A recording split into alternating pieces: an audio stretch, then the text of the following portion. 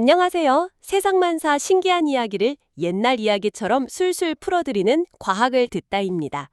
본격적인 이야기를 시작하기 전에 문득 궁금해지네요. 지금 우리 선생님께서는 따뜻한 아랫목에 계신가요? 아니면 볕 좋은 궁원 벤치에 계신가요? 전국 팔도 어느 동네에서 이 방송을 듣고 계신지 댓글로 살짝 귀띔해 주시면 제가 그쪽을 향해 더 반갑게 인사를 올리겠습니다. 자, 그럼 오늘 이야기 보따리를 한번 풀어볼까요? 선생님, 밤하늘을 올려다보시면요. 유독 외롭게 또 붉게 빛나는 별이 하나 있습니다. 네, 있죠. 아주 오래전부터 우리 조상들은 그 별을 불의 기운을 가졌다 해서 화성이라 불렀고요. 서양에서는 전쟁의 신 마르스라는 이름이 붙었죠. 인류는 참 오랫동안 이 붉은 별을 향해서 기나긴 짝사랑을 해왔는데요. 오늘 이야기는 바로 그 짝사랑에 낳은 아주 거대하고도 위대한 착각에서부터 시작됩니다. 그렇습니다. 모든 위대한 여정이라는 게 때로는 순수한 오해나 착각에서 비롯되기도 하거든요. 아, 화성을 향한 꿈도 그랬군요. 네. 이야기의 시작은 1900세기 후반으로 거슬러 올라갑니다. 이탈리아의 천문학자였던 조반니 스키아파렐리라는 사람이 있었어요. 스키아파렐리. 그가 당시로서는 최신형 망원경으로 화성 표면을 아주 세밀하게 관찰하고 있었는데요.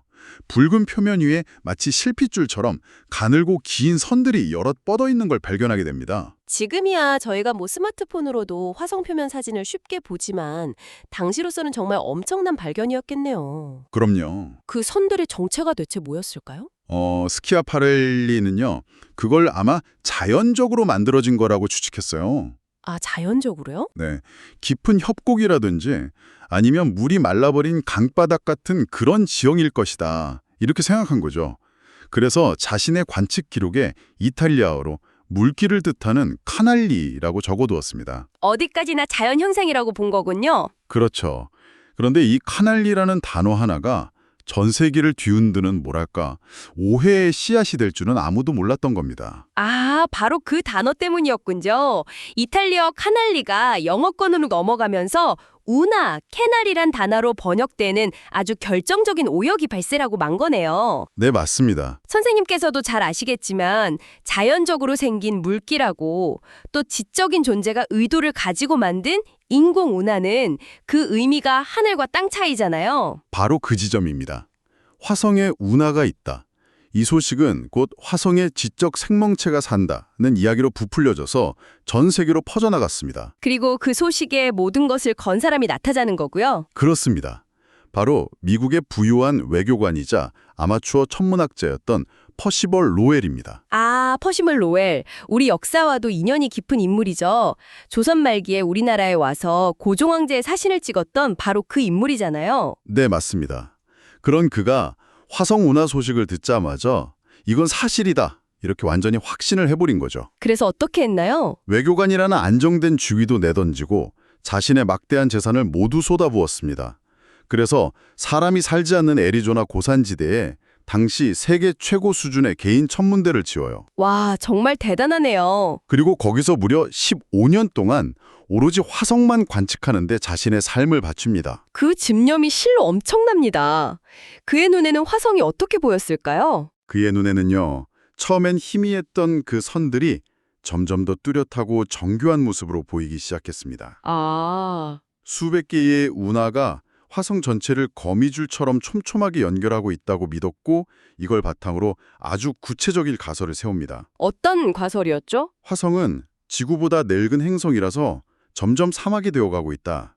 그래서 고도로 발달한 화성인들이 살아남기 위해 행성 양쪽 극지방의 얼음을 녹여서 그 물을 도시로 실어 나르기 위한 거대한 대운하를 건설한 것이다. 이런 이야기죠. 멸망해가는 문명의 마지막 몸부림이라니.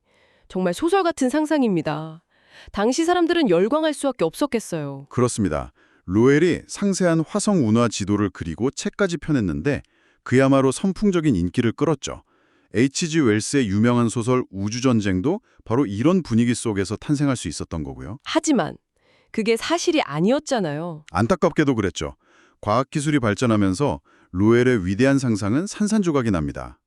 1965년에 인류 최초의 화성 탐사선 마리너 4호가 화성에 가서 사진을 찍어 보냈거든요. 역사적인 순간이었을 텐데요.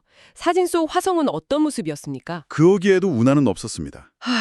오직 끝없는 붉은 사막과 운석 구덩이뿐인 황량하고 죽어있는 세계였죠. 그럼 로엘이 평생을 바쳐 그렸던 그 정교한 운하들은 대체 무엇이었을까요? 이 질문에 대한 현대의학의 분석은 우리를 더욱 슬프게 만듭니다. 네. 오랜 시간 어둡고 추운 곳에서 망원경의 좁은 렌즈를 들여다보면요.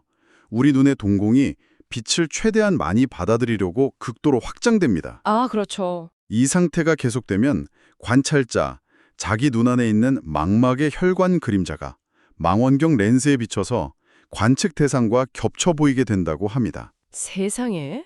그럼 로엘이 봤던 건 화성의 운하가 아니라? 바로 자기 눈의 망막 혈관 그림자였던 셈입니다. 참으로 허망하면서도 한편으로는 정말 가슴 아픈 이야기입니다. 평생 자신의 눈 속 그림자를 좇았던 셈이니까요. 그렇죠. 하지만 그의 착각을 그저 웃어넘길 수만은 없을 것 같습니다. 그의 위대한 착각이 우리 인류에게 아주 근본적인 질문 하나를 던졌기 때문입니다. 어떤 질문이죠? 좋다. 지금 화성에 아무도 없다면 우리가 가서 살면 되지 않는가? 바로 이 질문이 로켓 공학 발전의 불씨를 지폈고 그를 우주 개척의 아버지로 다시 태어나게 했습니다. 맞습니다. 이제 인류는 로웰의 꿈을 과학기술로 실현하려는 원대한 계획을 세우고 있습니다. 과학자들은 이 거대한 행성 개조 프로젝트를 테라포밍이라고 부릅니다. 테라포밍이요? 네, 라틴어로 지구를 뜻하는 테라와 만들다는 뜻의 포밍을 합친 말이죠. 문자 그대로 지구를 닮게 만들기. 우리식으로 표현하자면 일종의 우주 간척 사업이라고 할 수 있겠습니다. 하지만 지금의 화성은 사람이 살기엔 너무나 혹독한 환경이지 않습니까? 평균 기온이 영하 60도라고 들었고요. 밤에는 영하 130도까지 떨어집니다. 게다가 대기는 지구의 100분의 1 수준으로 희박하고 그나마도 대부분 이산화탄소고요. 또 치명적인 우주 방사선에도 그대로 노출되어 있고요. 이런 행성을 어떻게 바꾼다는 말인가요? 그 핵심 원리는 의외로 우리에게 아주 익숙한 것에서 찾을 수 있습니다. 바로 비닐하우스의 원리입니다. 비닐하우스요? 아, 온실효과 말씀이시군요. 네, 맞습니다. 대기 중에 이산화탄소 같은 온실가스가 담요처럼 행성을 감싸서 태양열이 밖으로 빠져나가지 못하게 붙잡아두는 현상이죠. 테라포밍의 가장 첫 번째 목표는 바로 화성 전체에 눈에 보이지 않는 두꺼운 대기라는 비닐하우스를 씌워주는 겁니다. 원리는 이해가 갑니다만 그 과정이 참 길고 험난할 것 같습니다. 이 복잡한 과정을 선생님들께서 이해하시기 쉽도록 우리가 매년 담그는 김장에 한번 비유해 볼 수 있겠는데요. 아, 김장이요? 아주 적절한 비유입니다. 그게 3단계로 나누어 볼 수 있겠죠. 네, 첫 번째 단계는 배추 절이지입니다. 꽁꽁 얼어붙은 화성이라는 배추를 소금물에 담가 숨을 죽이듯 화성의 온도를 영상으로 끌어올려서 얼음을 녹이고 대기층을 두껍게 만드는 과정이죠. 그리고 두 번째는 영양 버무리기. 맞습니다. 온도가 오르고 액체 상태의 물이 생기면 그곳에 미생물이라는 양념을 풀어서 삼소를 만들어내기 시작하는 단계입니다. 마지막은 숙성시키기겠네요. 그렇죠.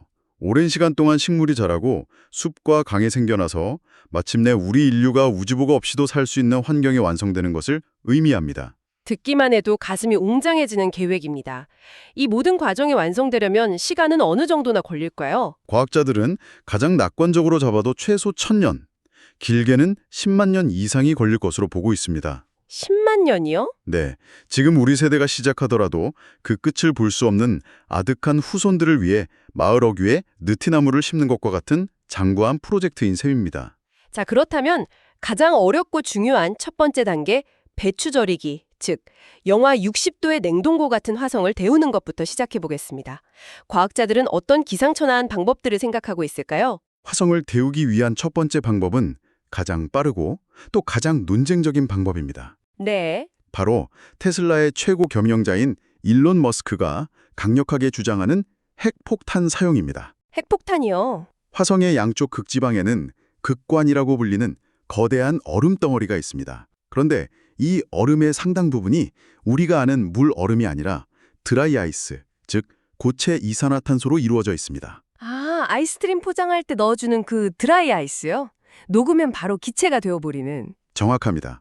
그 원리를 이용하는 겁니다. 화성 극관 근처 상공에서 수많은 핵폭탄을 연쇄적으로 터뜨리는 거죠. 그렇게 되면 어떻게 되나요?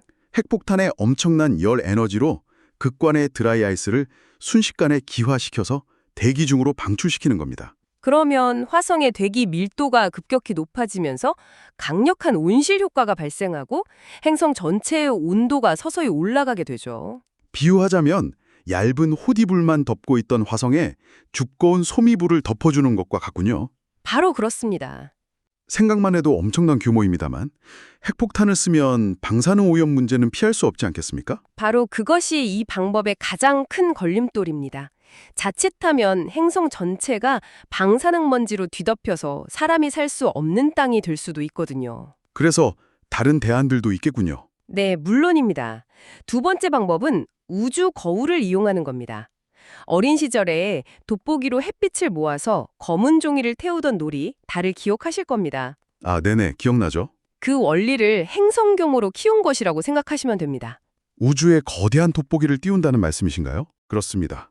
아주 얇고 가벼운 반사 필름으로 만든 지름이 수백 킬로미터에 달하는 거대한 거울을 화성 궤도에 띄우는 거죠. 그리고 그걸로 햇빛을 반사시켜서 네, 극관의 한 지점에 24시간 내내 집중적으로 쬐는 겁니다.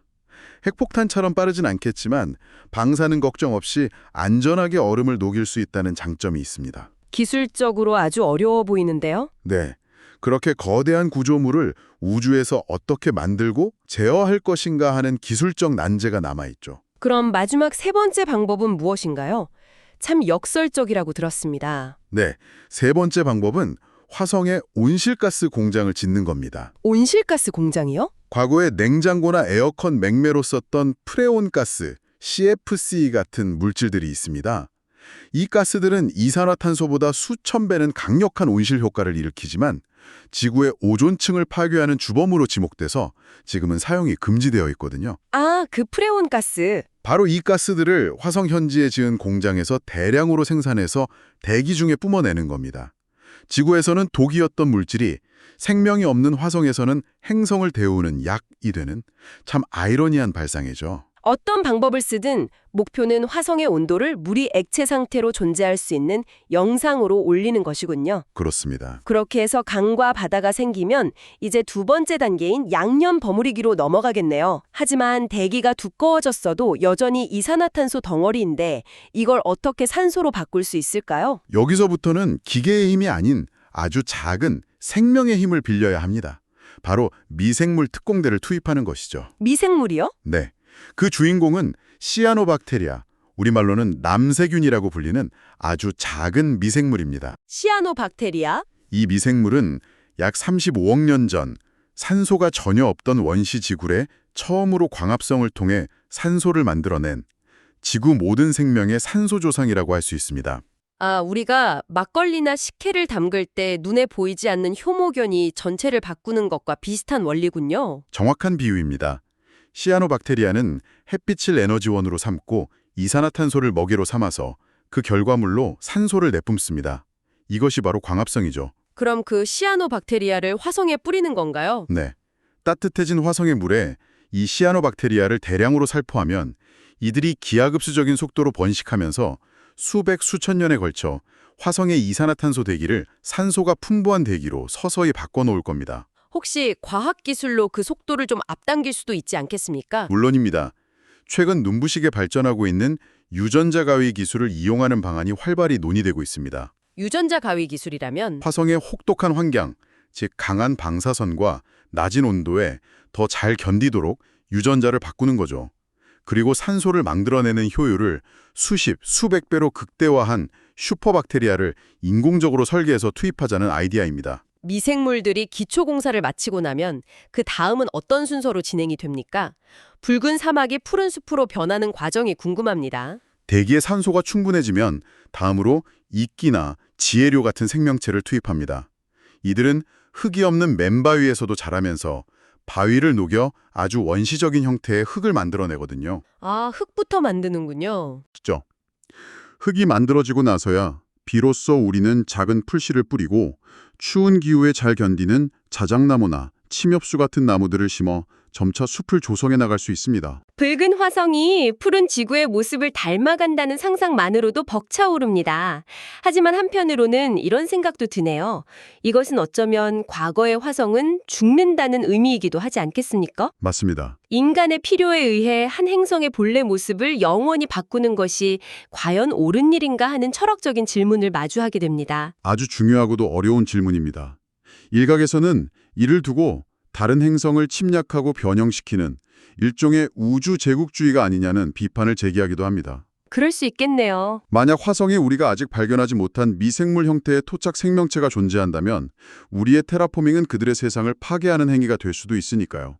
정답이 없는 문제이지만 인류는 이미 그 길을 향해 나아가고 있습니다. 먼 미래에 그렇게 다시 태어난 화성에서 살아갈 우리 후손들은 지금의 우리와는 모습도 많이 다를 수 있겠군요. 그럴 가능성이 매우 높습니다. 화성의 중력은 지구의 3분의 1 수준에 불과하거든요. 중력이 약하면 어떻게 되나요? 약한 중력 환경에 여러 세대에 걸쳐 적응하면서 뼈와 근육의 부담이 적어지니 키는 훨씬 크고 팔다리는 가늘어지는 마치 소설 속에 나오는 엘프와 같은 모습으로 진화할 수도 있습니다. 재미있는 상상이네요. 그들이 바라보러 화성의 노을은 지구처럼 붉은색이 아니라 희박한 대기 때문에 신비로운 푸른색일 겁니다. 푸른 노을이라. 그리고 그 푸른 노을 아래에서 밤하늘에 잦게 빛나는 푸른 별, 지구를 보며 우리가 고향을 그리워하듯 우주적 향수병을 느끼게 될지도 모르죠. 그렇다면 우리는 왜 이토록 길고 힘든 여정을 시작하려는 걸까요? 인류라는 종을 보존하기 위한 보험이라는 현실적인 이유도 있겠습니다만 그 이상의 의미가 있을 것 같습니다. 저는 그것이 바로 생명의 본능이라고 생각합니다. 민들레 홀씨가 바람을 타고 날아가 척박한 아스팔트 틈새에서도 기어코 뿌리를 내리고 꽃을 피우잖아요. 네, 그렇죠. 생명이란 본래 한 곳에 안주하지 않고 끊임없이 새로운 곳으로 퍼져나가려는 속성을 지니고 있습니다. 인류가 화성으로 그리고 더 먼 우주로 나아가려는 것은 거대한 우주라는 들판으로 퍼져나가려는 민들레 홀씨의 숙명과도 같은 것이 아닐까요? 어쩌면 그 척박한 황무지를 개척하는 고된 과정을 겪고 나서야 우리는 비로소 지금 우리가 누리는 이 지구의 물 한 방울, 공기 한 모금의 소중함을 뼈저리게 깨닫게 될지도 모르겠습니다. 맞습니다. 그리고 그 교훈으로 우리 고향인 지구를 더욱 아끼고 사랑하게 되겠지요. 결국 화성을 향한 여정은 우리 자신과 지구를 다시 돌아보게 만드는 거울이 되겠군요. 네, 모든 생명은 별의 먼지에서 태어났다고 하죠.